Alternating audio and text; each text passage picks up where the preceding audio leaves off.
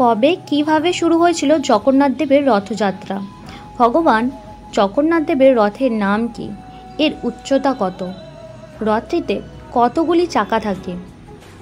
বলরামের রথের নাম কি? সুভদ্রার রথের নাম কি? এদের উচ্চতা কত?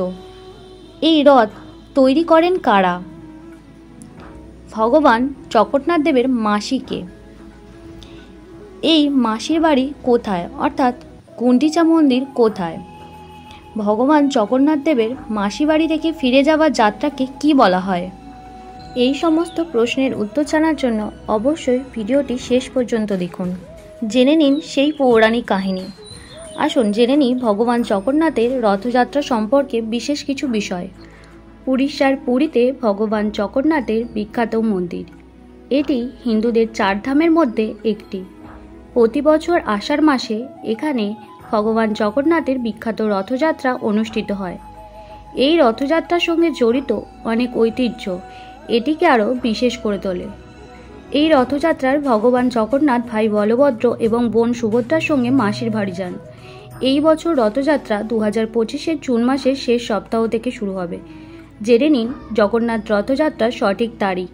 ঐতিহ্য অনুযায়ী প্রতি বছর আষাঢ় মাসের শুক্লপক্ষের দ্বিতীয়া তিথিতে জগন্নাথের রথযাত্রা শুরু হয়। এই বছর এই তিথি 26শে জুন বৃহস্পতিবার দুপুর 1:24 থেকে শুরু হবে, যা 27শে জুন শুক্রবার সকাল 11:19 পর্যন্ত থাকবে। যেহেতু আষাঢ় শুক্ল দ্বিতীয়া তিথির সূর্যোদয় 27শে জুন, তাই এই দিন থেকেই জগন্নাথের রথযাত্রা শুরু হবে।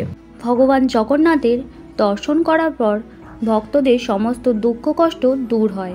তারা তাদের জীবন ভালোভাবে কাটাতে পারে এবং অবশেষে মোক্ষ লাভ করতে পারে।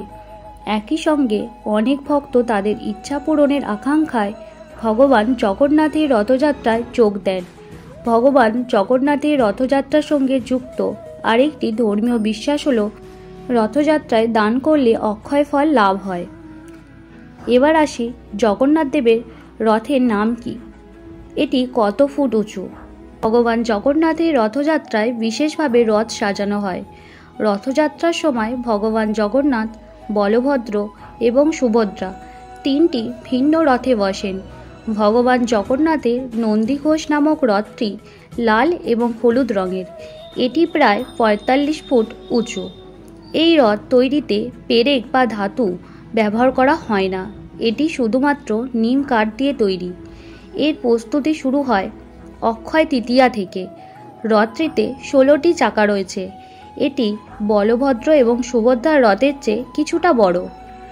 এবার আসি বলরাম ও সুভদ্রার রথের নাম কি?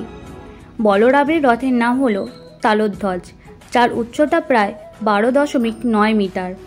আর সুভদ্রার রথের নাম হলো দেবদলন, যার উচ্চতাও প্রায় 12.9 মিটার। রথ তৈরি করার জন্য ফাঁসি এবং ধৌসা গাছের কাঠ ব্যবহার করা হয়। রথ তৈরি করেন দাসপল্লার প্রাক্তন রাজ্য থেকে আসা ছুতরদের একটি বিশেষ দল, যাদের এই কাজ করার বংশগত অধিকার রয়েছে। ভগবান জগন্নাথের রথযাত্রার পৌরাণিক কাহিনী।